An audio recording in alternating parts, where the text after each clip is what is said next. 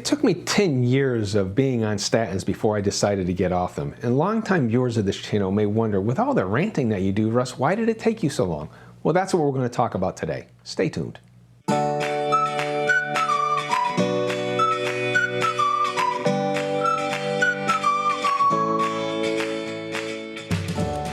So what I'm going to do in this video is I'm going to revisit The Final Straw, which was a video that I put out earlier in this channel. It was a part 4 of a 4-part series, and it explained all the different side effects I was having and why I got off statins. This particular video accounts for 75% of my channel's views, so much so that I was actually getting worried for a while that people were misinterpreting it as advice that they should get off, so I actually unlisted it for a while before I decided to republish it. When you view this in isolation, it could give some false impressions, and I just want to address them here. First, the time frame was 10 years, and it was condensed into a 15-minute video, and by necessity, there were a lot of shortcuts taken, and I don't think it really gave much of the impression to the viewership that this was actually a 10-year process. The problem was, being part 4 of a 4-part series, if you didn't see the whole thing, it lacked the context. I was a little naive thinking that, oh, people would just watch all 4 of them. I understand that's a time commitment that people don't necessarily want to go through. That's why I'm going to address it from a different perspective. So this is not just a rehash of that video. This is actually a totally different perspective of why it took me so long to get off the statins. Another false impression we get was that I did this all on my own. I work closely with many doctors and specialists. It was my decision in the end, ultimately, but I was consulting with doctors the whole time. And they weren't always giving me straightforward and upfront answers, but I could read between the lines, and we actually did reach a consensus. So the bottom line is, watching this video, the Final Straw video, in isolation really lacked the context for how we as a team deduced that I was having statin adverse effects.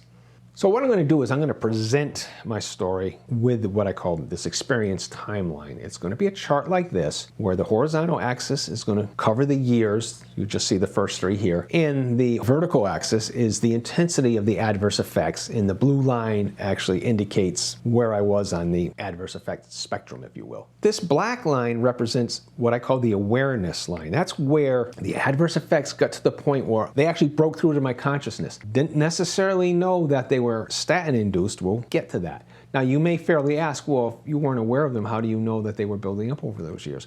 Well, it was either that or they appeared suddenly at year 3. I suspect they were just building up below the level of consciousness. It's kind of hard to tell that today you have a shortness of breath problem that is 1% worse than last week. It took a while for these things to build up to be noticeable. During this 3-year period, I had no recognized health concerns. I was happily taking my statins because I had been taught that I was going to have a heart attack any moment now if I didn't get my cholesterol down. That's the state I was in. But then things started happening around the beginning of that 3rd year and for the next 3 years. First, I had peripheral neuropathy in my knees, sent to a neurologist. He did all sorts of tingly things on my legs, and we never did get anything out of that other than a shoulder shrug from the specialist. I had TMJ earaches, that's temporomandibular joint earaches, often caused by grinding teeth, which in turn would be caused by maybe stresses in your life or whatever. So my dentist actually made a nice mouth guard for me, which I wore, and it gave me temporary relief. The earaches actually subsided a little bit, but then they came back in full force. I was sent to a cardiologist when I reported that I was getting winded going up steps or out hiking, climbing up mountains. Went to the cardiologist, gave me a stress test, told me, oh, I'm just deconditioned, there's nothing wrong, I passed the stress test. By the way, stress tests are notorious for false negatives. So just because you passed the stress test doesn't mean you're out of the woods. Famous example was the journalist Tim Russert. He passed the stress test, and within weeks or months later, he died of a heart attack.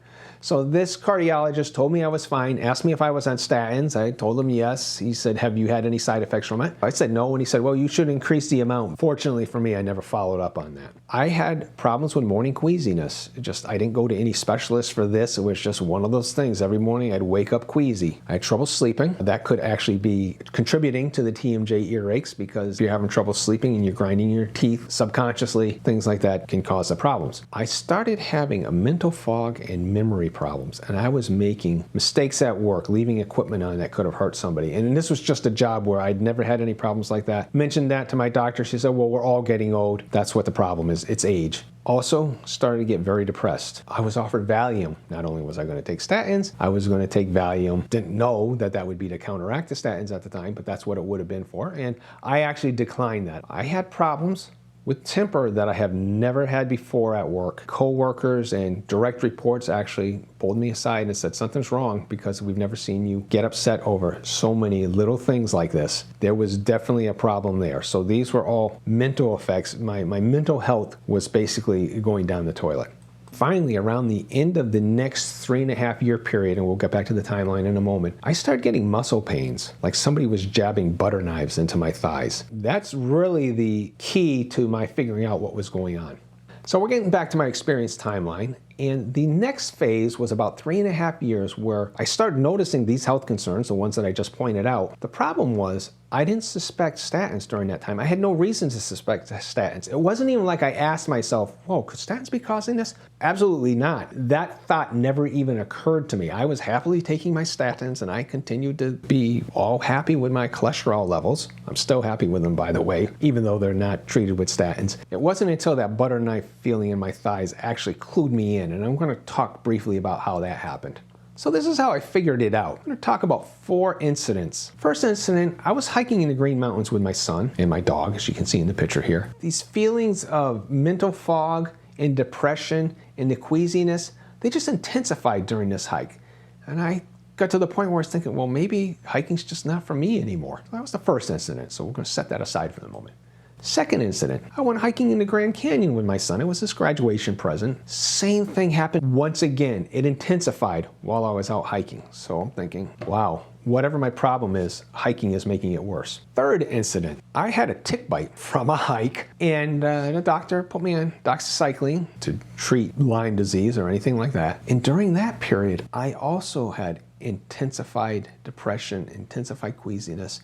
The queasiness kind of made sense because doxycycline is an antibiotic and can mess with your gut biome. Decided the internet's out there, I should look up these symptoms on the internet. There was nothing of this sort listed for doxycycline, and it was bad. I had the manager in the office next to me looking in on me to make sure that I was okay. I said, Gene, just check on me every hour to make sure that I haven't done anything. And I just had this intense depression. And then incident 4 was that muscle pain where I felt like there were butter knives in my thighs. I was taking a shower one day. I said, my muscles are really in pain. You know, that's an adverse effect of statins. Let's see if I get off the statins and see if that resolves it, so then I can go to the doctor and maybe we can have an adjustment to the dosage or something. Within a day and a half, I started having these cognitive problems intensify. The depression intensified. And it was at that point that I realized that in all these instances where these feelings intensified were when I got off statins. When I went hiking, I never brought the statins with me. It's just one of those things you don't even think about. Even my doctor agreed. She said, yeah, I wouldn't have thought about that. I probably wouldn't have brought them with me. Hiking the Grand Canyon, I left the statins home. The tick bite and doxycycline, well, I didn't want to mix medications, so I got off the statins during that time. So every time I got off statins, these feelings would intensify. And that's when I realized for the first time that statins could actually affect me cognitively. So while that was a withdrawal effect, which I've never found anybody else who had such withdrawal effects, that at least gave me a clue that statins weren't these harmless things that were just lowering your cholesterol. These incidents happened over time during this period in which I was having these health concerns, but I didn't suspect the statins until number 4, where I finally figured it out. So then I entered what I call the denial period. I suspected the statins, but I kept on telling myself, no, there's no way. How can statins affect your mental state? It's just a heart medication that's reducing your cholesterol. There's no way that can have any effect on your mental functions. At that time, I knew very little about cholesterol. I didn't realize that the biggest consumer of cholesterol in our bodies is our brain. Kind of makes sense now after I learned that, but at that time, I was in the denial period. So it wasn't until I came across an article that was originally in the Journal of the American Medical Association, and it was by this gentleman, Jonathan McDonough. He has a very similar type of career as I do, working in high tech. And he starts by saying, they say the most dangerous kind of ignorance is not knowing what you don't know. And that's what I was saying about not understanding the cholesterol's impact on brain function. It took me a long time to realize I had statin-related cognitive impairment because I had no idea what it was. And then he went on on to describe what my life had been for the past 3 or 4 years, finally it was like a burden had been lifted off me. There was a kindred spirit out there, somebody else who had experienced the same thing I did. And then I realized during this whole denial period and during the period in which my health concerns were just starting to manifest themselves, I felt very lonely. I mean, yeah, I was going to a doctor. We were talking about it. They were typically denying the statins could have caused this. You know, statins don't cause that. I got into those arguments so many times. And it actually did wear me down and convince me that I was imagining it all. Finally, when I read this, the burden had been lifted.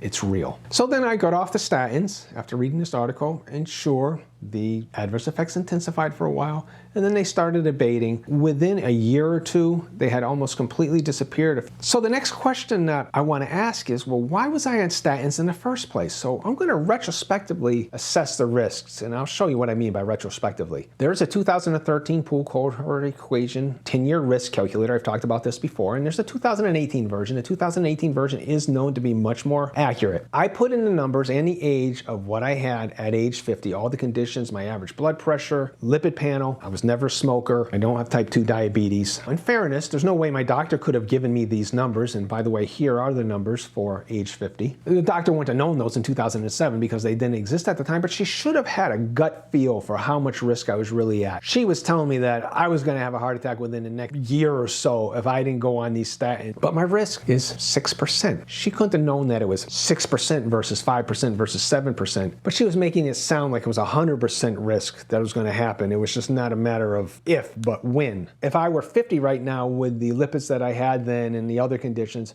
I wouldn't even be eligible for statins, at least if the doctor was honest and used a more accurate calculator. But suppose I didn't change anything. Suppose everything remained the same except I advanced 15 years in age. Well, according to the risk calculators, my risk would either be somewhere between 15% and 20%. And that's substantial. I can see that that would have been a problem. But I have made lifestyle adjustments. I've talked about them in other videos. I've changed my diet. I've changed my exercise habits. So now, putting these same numbers into the calculators, my current 10-year risks at age 65 by the older calculator, nearly 12%, by the newer one, still 6%. But let's compare that. What is the average all-cause 10-year mortality for somebody age 65? This number will tell us how many of us aren't going to be around. And that's about 23%. So we compare my heart risk at 6% versus just a general risk of 23%. It's hard to interpret that. Maybe if my risk was 0%, then my average all-cause mortality would be 17%. I don't know. It just gives us a view of the order of magnitudes that we're talking about here.